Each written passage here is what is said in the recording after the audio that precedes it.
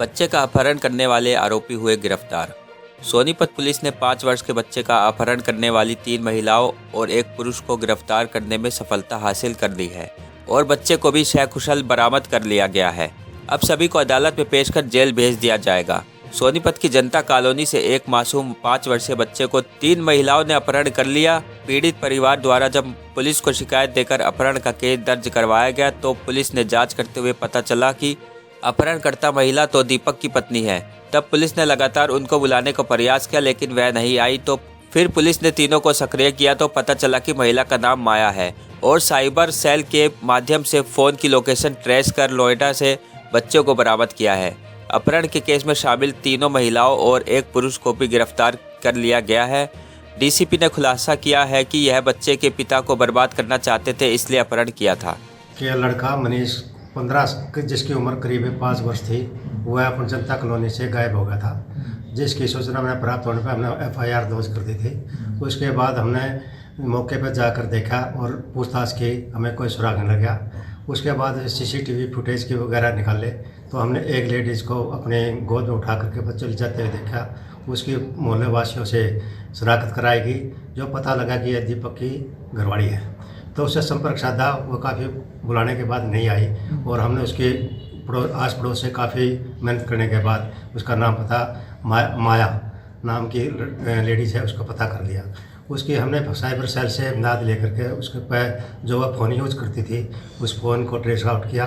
कभी वह बंद कर देती थी, कभी वो निकालती थी, फिर उसके पति का निकाला। तो हमने साइबर सेल की इमदाद से लेकर के हमने उस उनके नंबरों को आगे आइडेंटिफाइड कर दिया कि माया नाम की लड़की लेडीज़ वो एक बच्चे को उठा कर ले गई है और वह जो उसका पुराना पति दीपक था उसकी वह संगीता लेडीज़ थी।